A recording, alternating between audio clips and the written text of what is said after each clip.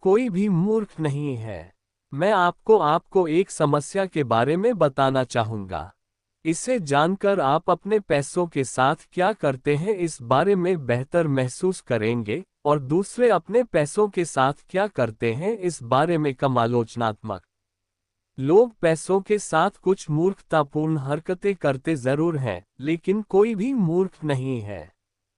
बात असल में ये है, अलग अलग पीढ़ियों के लोग, जिनका पालन पोषण करने वाले माता पिता की आय अलग है, जीवन मूल्य अलग हैं, जो विश्व के विभिन्न क्षेत्रों में अलग अलग अर्थव्यवस्था में जन्मे, जिन्होंने अलग अलग जॉब मार्केट में विविध प्रकार के प्रोत्साहन और भाग्य का अनुभव किया, वे एक दूसरे से बहुत अलग पाठ सीखते हैं।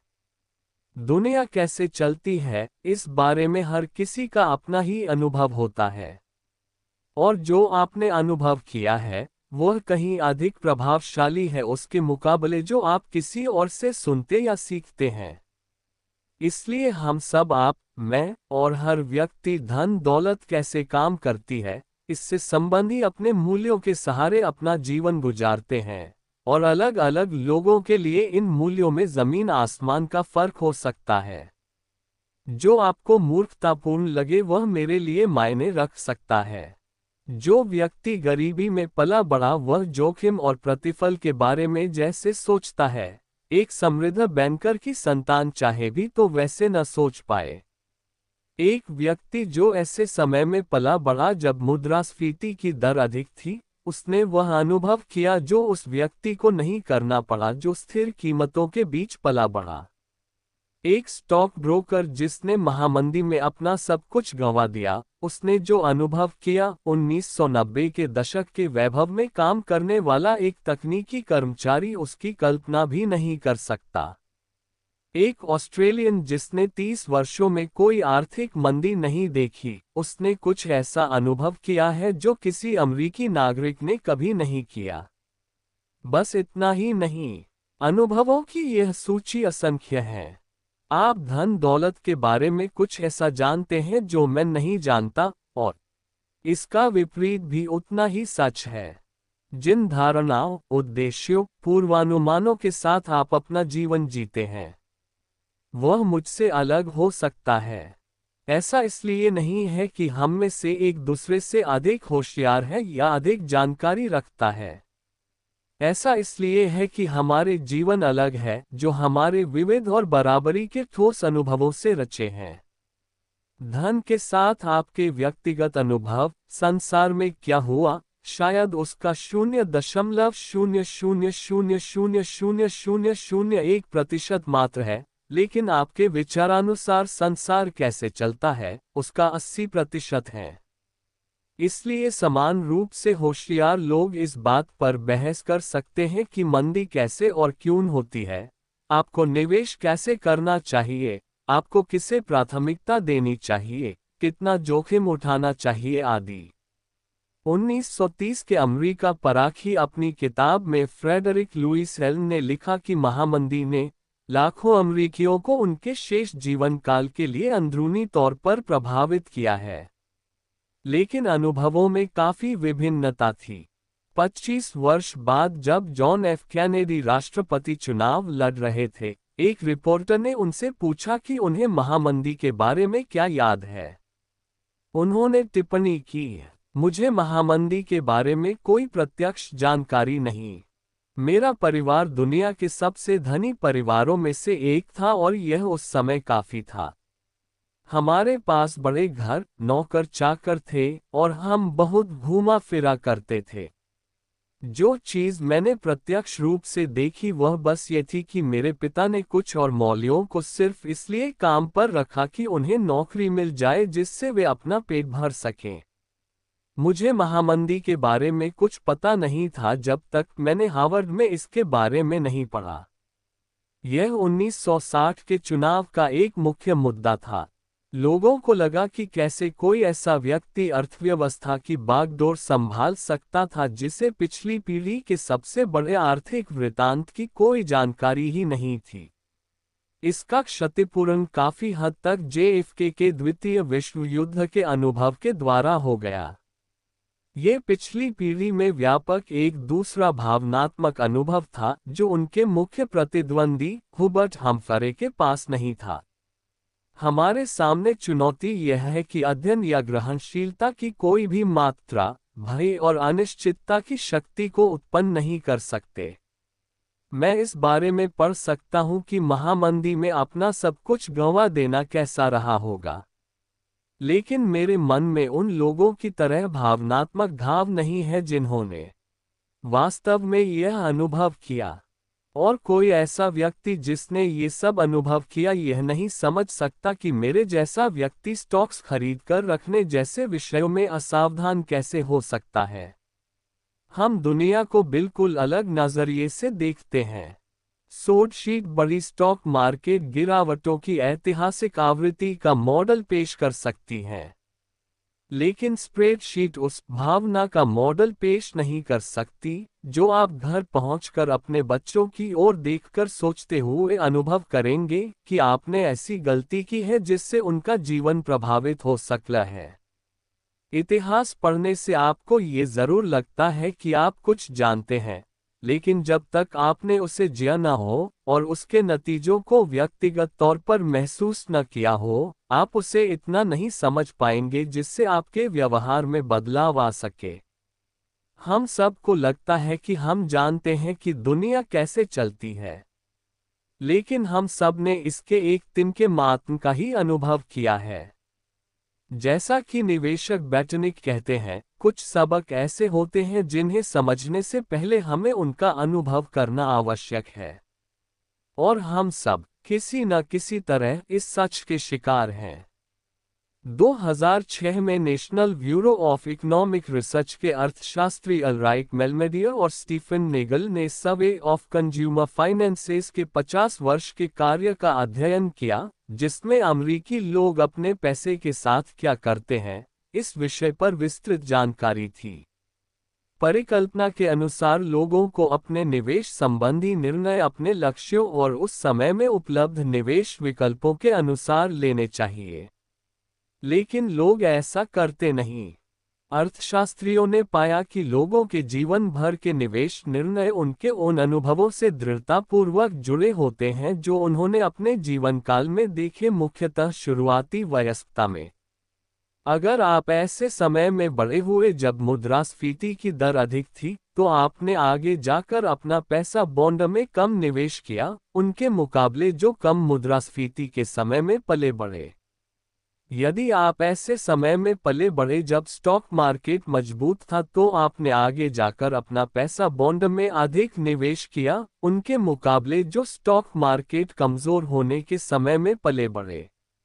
अर्थशास्त्रियों ने लिखा, हमारी खोज दर्शाती है कि एक निवेशक की जोखिम उठाने की स्वेच्छा उसके व्यक्तिगत इतिहास पर निर्भर करती है, न तो बुद्धिमत्ता, न शिक्षा और न ही परिष्करण।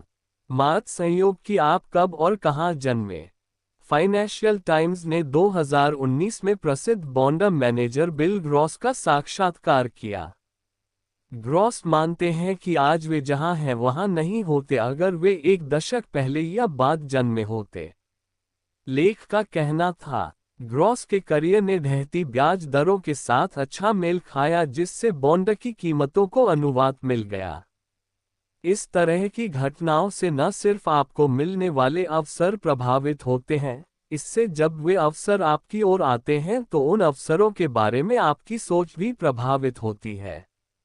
ग्रॉस के लिए बॉन्ड पैसा बनाने की मशीन के समान थे। उनके पिता की पीढ़ी के लिए, जो मुद्रास्फीति की ऊंची दर के समय बड़े हुए और उसे झेला, बॉन्ड धन भस्मक प्रतीत होंगे। धन दौलत को लेकर लोगों के अनुभवों में जो अंतर है वह छोटा नहीं है, उन लोगों के बीच भी जहां आपको ये अनुभव एक जैसे लगें। अब स्टॉक को ही लीजिए। अगर आपका जन्म 1970 में हुआ, आपकी किशोरावस्था और युवावस्था के समय S&P 500 लगभग 10 गुना बढ़ा, मुद्रास्फीति समायोजित होकर। यह एक अद्भुत प्रतिफल है। अगर आपका जन्म 1950 में हुआ, तो मार्केट आपकी किशोरावस्था और युवावस्था के समय मुद्रास्फीति समायोजित होकर कहीं भी नहीं गया। लोगों के ये दो अलग समूह अपने जन्म का वर्ष अलग होने के कारण स्टॉक मार्केट को लेकर विविध दृष्टिकोण के साथ अपना जीवन गुजारते हैं। स्टॉक ने आपकी किशोरावस्था और युवावस्था में क्या किया? 1950 में जब 1970 में जम। इसका डायग्राम स्क्रीन पर है। या मुद्रास्फीति। अगर आपका जन्म 1960 में अमेरिका में हुआ, आपकी किशोरावस्था और युवावस्था के समय जब आप अपने युवा संवेदनशील वर्षों में अर्थव्यवस्था के ज्ञान का आधार विकसित कर रहे थे, मुद्रास्फीति ने कीमतें 3 गुना बढ़ा दी। ये बहुत होता है। आपको गैस लाइनें और वेतन याद रहते हैं, वेतन जो पिछली बार के मुकाबले और कम दिन चलता है। लेकिन यदि आपका जन्म 1990 में हुआ, आपके पूरे जीवन में मुद्रास्फीति की दर इतनी कम रही कि शायद कभी इसका विचार आपको छूकर भी न गुजरा हो। मुद्रास्फीति ने आपकी किशोरावस्था और युवावस्था में कीमतों के साथ क्या किया? 1960 में जन्म 1990। इसका डायग्राम स्क्रीन पर है। पेज 15। अमेरिका का राष्ट्रव्यापी बेरोजगार नवंबर 2009 में 10% था। लेकिन 16-19 वर्ष के अफ्रीकी अमरीकी किशोरों के बीच बेरोजगार दर 49% थी। 45 वर्ष से अधिक आयु की कॉकेशियन महिलाएं, जिनके पास कॉलेज डिग्री थी, उनके लिए ये दर 4% थी। जर्मनी और जापान में द्वितीय विश्व युद्ध के दौरान स्थानीय स्टॉक मार्केट का पूरी तरह से सफाया हो गया। पूरे क्षेत्र बमबारी से नष्ट हो गए थे। युद्ध के अंत में जर्मन खेतों में मात्र इतना ही अनाज उत्पन्न हो पा रहा था कि देश के नागरिक प्रतिदिन 1000 कैलोरी का उपभोग कर सकें। अब इसकी तुलना यूएस से करें, जहां स्टॉक मार्केट 1941 से 1945 के बीच 2 गुना से भी अधिक बढ़ गया। और वहां की अर्थव्यवस्था पिछले 2 दशकों में सबसे दृढ़ हो गई। इन दोनों समूहों के सदस्यों से कोई ऐसी अपेक्षा नहीं कर सकता कि वे अपना जीवन मुद्रास्फीति के बारे में एक समान दृष्टिकोण के साथ बिताएंगे। या फिर स्टॉक मार्केट, या बेरोजगार, या आमतौर पर पैसे के बारे में। किसी को भी उनसे वित्तीय जानकारी पर समान रूप से प्रतिक्रिया करने की अपेक्षा नहीं करनी चाहिए। किसी को भी ऐसा नहीं मानना चाहिए कि वे समान प्रेरकों से प्रभावित होते हैं। किसी को भी यह अपेक्षा नहीं करनी चाहिए कि वे एक समान स्रोत से मिलने वाली सलाह पर विश्वास करेंगे। क्या मायने रखता है, क्या बहुमूल्य है, आगे क्या होने वाला है, और आगे बढ़ने का सबसे अच्छा रास्ता कौन सा है? किसी को भी ऐसी अपेक्षा नहीं करनी चाहिए कि वे इन सब विषयों पर एक दूसरे से सहमत होंगे। धन दौलत को लेकर उनकी धारणाएं अलग अलग दुनिया में विकसित हुई। और जब ऐसा होता है, धन को लेकर जो धारणा एक समूह को घोर लगे, वह दूसरे के लिए पूरी तरह से मायने रख सकती है। कुछ साल पहले द न्यूयॉर्क टाइम्स ने महाकाय ताइवानी इलेक्ट्रॉनिक्स निर्माता फॉक्सकॉन की कार्य परिस्थितियों पर एक वृत्तांत किया। परिस्थितियां अक्सर घोर होती हैं।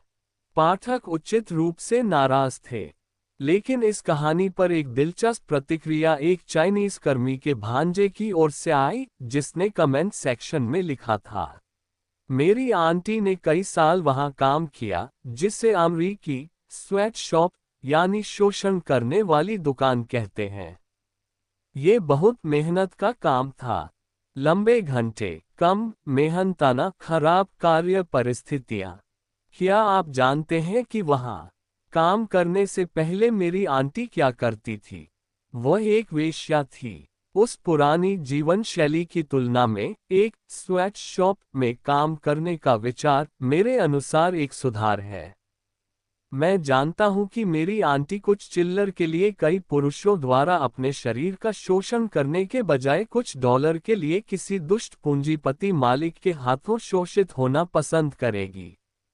इसलिए मैं बहुत से अमरीकियों की सोच से नाराज है। हमारे पास पश्चिमवासियों जैसे अवसर नहीं हैं। हमारी सरकारी संरचना अलग है। ये देश अलग है। फैक्ट्री के काम में कड़ी मेहनत लगती है। क्या ये बेहतर हो सकता है? हाँ, लेकिन सिर्फ तब जब आप इस तरह से अमरीकी नौकरियों की तुलना करें। मुझे नहीं पता इसका क्या मतलब निकाला जाए। मेरा एक हिस्सा इसका तीक्ष्ण रूप से विरोध करना चाहता है, लेकिन मेरा एक और हिस्सा समझना चाहता है। लेकिन मुख्यतः यह एक उदाहरण है कि किस प्रकार अलग अलग अनुभव किसी विषय पर इतनी विविध धारणाओं को जन्म देते हैं कि एक गुट को सहज ही लगता है कि सब श्वेत या श्याम होना चाहिए। धन दौलत को लेकर जब भी लोग कोई निर्णय लेते हैं, उस क्षण में उपलब्ध जानकारी को अपने अद्वितीय दिमागी मॉडल में डालते हैं, जो उन्हें ये बताता है दुनिया कैसे चलती है, और इसके आधार पर उस निर्णय को उचित ठहराते हैं। वे लोग अपनी जानकारी में गलत हो सकते हैं। उनकी जानकारी अधूरी हो सकती है। वे गणित में अनिपुण हो सकते हैं। वे विभत्स मार्केटिंग की बातों में आ सकते हैं। या हो सकता है कि उन्हें अंदाजा ही न हो कि वे क्या कर रहे हैं। वे अपने काम के नतीजों को गलत तरह से आंक सकते हैं। ओह, क्या ऐसा नहीं हो सकता? लेकिन हर वह निर्णय जो लोग लेते हैं, वह उनके लिए मायने रखता है और उनके अनुसार सभी आवश्यक पहलुओं की पूर्ति करता है।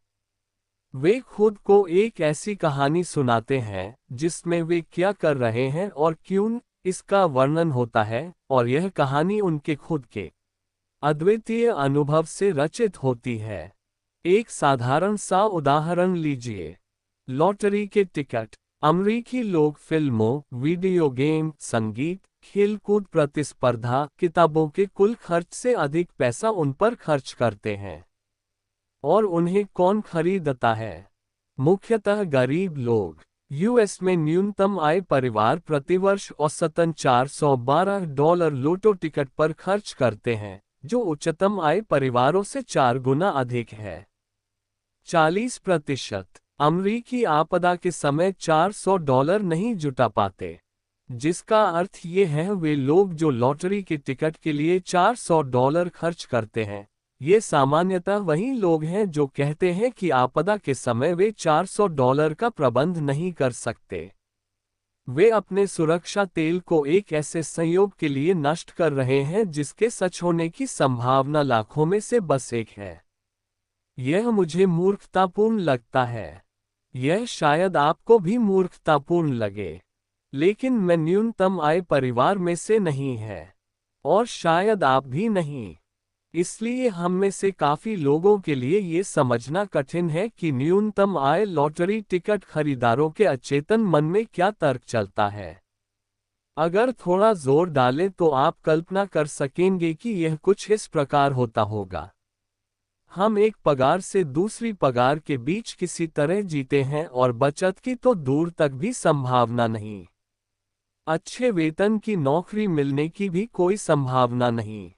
हम छुट्टियां मनाने नहीं जा सकते और न ही नई कार, स्वास्थ्य बीमा या सुरक्षित इलाके में घर का इंतजाम कर सकते हैं। हम बिना कमर तोड़ने वाले ऋण के अपने बच्चों को कॉलेज में भर्ती नहीं करा सकते। आप में से जो लोग वित्त संबंधी किताबें पढ़ते हैं, आपके पास वह सब कुछ या तो पहले से है, या उसे पाने की अच्छी संभावना है, जो हमारे पास नहीं हो सकता। लॉटरी टिकट खरीदना ही हमारे जीवन का वह पल है जब हम ठोस रूप से वह सब पाने का सपना देख सकते हैं जो आपके पास है और जिसे आप महत्व नहीं देते। हम एक सपने की कीमत चुका रहे हैं और आप यह नहीं समझ सकते क्योंकि आप पहले से एक सपना जी रहे हैं। और इसीलिए हम आपसे ज्यादा लॉटरी के टिकट खरीदते हैं। आपको इस तर्क से सहमत होने की आवश्यकता नहीं। जब आप दिवालिया हो, लोटो टिकट खरीदना बुरा विचार ही है। लेकिन मैं समझ सकता है कि लोटो टिकट की बिक्री क्यों चलती रहती है। और यह विचार जो आप कर रहे हैं वह मूर्खतापूर्ण है, लेकिन मैं समझ सकता है कि आप ऐसा क्यों कर रहे हैं। इससे हमारे कई वित्त संबंधी निर्णयों के आधार का अनावरण होता है। कुछ लोग वित्तीय निर्णय पूर्ण रूप से एक स्प्रेडशीट के द्वारा करते हैं। वे खाने की मेज पर या कंपनी की किसी मीटिंग में उन्हें बनाते हैं। ऐसे स्थान जहां व्यक्तिगत इतिहास, संसार के प्रति आपका अद्वितीय दृष्टिकोण, अहंकार, अभिमान, मार्केटिंग और विचिन प्रेरक साथ मिलकर एक ऐसा वृत्तांत बनाते हैं जो आपके लिए काम करता हो। एक अन्य पहलू जो ये स्पष्ट करने में सहायता करता है कि वित्तीय निर्णय क्यों इतने कठिन होते हैं और क्यों इसमें इतना दुराचार होता है, वह ये समझना है कि यह विषय काफी नया है। धन दौलत तो काफी समय से हमारे चारों ओर है। ऐसा माना जाता है कि लीडिया, जो अब तुर्की का भाग है, यहाँ के राजा एलियट्स ने 600 पू में पहली आधिकारिक मुद्रा बनाई। लेकिन वित्तीय निर्णयों का आधुनिक आधार बचत और निवेश ऐसी संधारणाओं पर आधारित है जो अभी नवजात हैं। अब सेवानिवृत्ति को ही लीजिए। 2018 के अंत में यूएस के सेवानिवृत्ति खातों में $27 ट्रिलियन की राशि थी, जिसके अनुसार यह आम निवेशकों की बचत और निवेश निर्णयों का मुख्य चालक था। लेकिन सेवानिवृत्त होने की पूरी संधारणा अधिक से अधिक 2 पीढ़ी पुरानी है। द्वितीय विश्व युद्ध से पहले अधिकांश अमरीकी अपनी मृत्यु तक काम किया करते थे। यह अपेक्षा भी थी और वास्तविकता भी। 1940 तक 65 वर्ष और उससे अधिक आयु के पुरुषों की श्रमिक वर्ग में भागीदारी दर 50% थी। 65 वर्ष से अधिक आयु के पुरुषों की श्रमिक वर्ग में भागीदारी दर। इस डायग्राम को देखो। सामाजिक सुरक्षा ने इसे बदलने का प्रयास किया, लेकिन इसके शुरुआती लाभ एक समुचित पेंशन की तुलना में कुछ खास नहीं थे।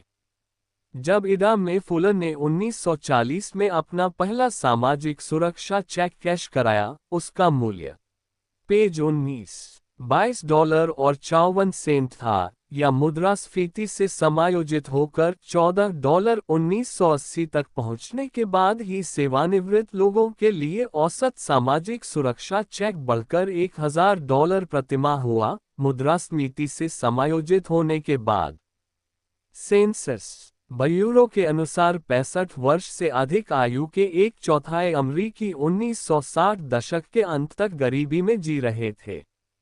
ऐसी एक प्रचारित धारणा है कि सभी को निजी पेंशन मिला करती थी, लेकिन ये बेतहाशा रूप से अतिशयोक्तिपूर्ण है। एम्प्लॉय बेनिफिट रिसर्च इंस्टीट्यूट के अनुसार 65 वर्षीय और उससे अधिक आयु के लोगों में से सिर्फ 1/4 को 1975 में पेंशन आय मिला करती थी। उस भाग्यशाली अल्पसंख्यक वर्ग में घरेलू आय का माल 15% पेंशन से आता था। 1955 में न्यूयॉर्क टाइम्स ने सेवानिवृत्त होने की बढ़ती लालसा और संतत असमर्थता के बारे में लिखा। एक पुरानी कहावत को अलग तरह से व्यक्त करें तो सेवानिवृत्ति के बारे में सभी बात करते हैं, लेकिन बहुत कम ही इस बारे में कुछ करते हैं। 1980 तक ये धारणा सुदृढ़ नहीं हुई थी कि हर कोई सेवानिवृत्ति के योग्य है और हर किसी को एक गरिमापूर्ण सेवानिवृत्ति मिलनी चाहिए। और तब से लेकर उस गरिमापूर्ण सेवानिवृत्ति को पाने का उपाय यही अपेक्षा रही है कि हर कोई अपनी खुद की आय से बचत करके उसे निवेश करे। मैं फिर से दोहराना चाहूंगा कि यह विचार कितना नया है। 401 के अमरीकी सेवानिवृत्ति के बचत माध्यम का आधार 1978 तक अस्तित्व में नहीं आया था। रोथ IRA 1978 तक नहीं जन्मा था। अगर यह एक व्यक्ति होता तो अब तक मुश्किल से मद्यपान करने की आयु तक पहुंचा होता। किसी को भी इससे अचरज नहीं होना चाहिए कि हम में से काफी लोग सेवानिवृत्ति के लिए बचत और निवेश में अच्छे नहीं हैं। हम मूर्ख नहीं हैं, हम सब बस नौसिखिए हैं। कॉलेज के लिए भी यही लागू होता है। 25 वर्ष से अधिक आयु के अमरीकियों में स्नातक डिग्री रखने वालों की संख्या 1940 में 20 में से 1 से भी कम के मुकाबले 2015 में 4 में से 1 तक पहुंच चुकी है। इस समय के दौरान औसत कॉलेज ट्यूशन में मुद्रास्फीति से समायोजित होकर लगभग 4 गुना की बढ़ोतरी हुई। कुछ इतना बड़ा और महत्वपूर्ण जिसने इतने कम समय में समाज को इतने गंभीर रूप से प्रभावित किया है, उससे पता चलता है कि उदाहरण के तौर पर पिछले 20 वर्षों में लोगों ने विद्यार्थी ऋण को लेकर इतने खराब निर्णय क्यों लिए हैं। हमारे पास दशकों का एकनित अनुभव तक नहीं है जिससे हम सीखने का प्रयत्न मान भी कर सकें। हम बस जुगाड़ करके काम चला रहे हैं। सूचकांक कोष पर भी ये लागू होता है, जिससे शुरू हुए अभी 50 वर्ष भी पूरे नहीं हुए। बचाव कोष का भी यही हाल है, जो अब से 25 वर्षों पहले तक शुरू भी नहीं हुए थे। यहाँ तक कि उपभोक्ता ऋण का व्यापक प्रयोग जैसे बंधक, क्रेडिट कार्ड और कार लोन द्वितीय विश्व युद्ध के बाद तक भी शुरू नहीं हुए थे, जब तक जीआई बिल ने लाखों अमेरिकी नागरिकों के लिए ऋण लेना आसान नहीं किया। कुत्तों को 10,000 वर्ष पहले पालतू बनाया गया था, लेकिन वे अपने प्रचंड पूर्वजों का कुछ बर्ताव अब तक बनाए रखे हैं। और हम, जिन्हें आधुनिक वित्त सिस्टम में मात्र 20 से 50 वर्ष का अनुभव है, और फिर भी बखूबी अनुकूलित होने की आशा करते हैं। एक ऐसे विषय के लिए जो भावना बनाम तथ्य से इतना प्रभावित है, यह एक समस्या है। और इससे ये समझने में भी मदद मिलती है कि हम हमेशा धन दौलत के साथ वैसा क्यों नहीं करते, जैसा हमें करना चाहिए। हम सब पैसे के साथ कुछ मूर्खतापूर्ण कारनामे करते हैं, क्योंकि हम सब इस खेल में काफी नए हैं, और जो आपको मूर्खतापूर्ण लगे, वह मेरे लिए मायने रख सकता है। लेकिन मूर्ख कोई भी नहीं है, हम सब अपने अद्वितीय अनुभव के आधार पर निर्णय लेते हैं, जो उस क्षण में हमारे लिए मायने रखता है। आइए अब मैं आपको बिल गेट्स के अमीर बनने की कहानी सुनाता हूँ।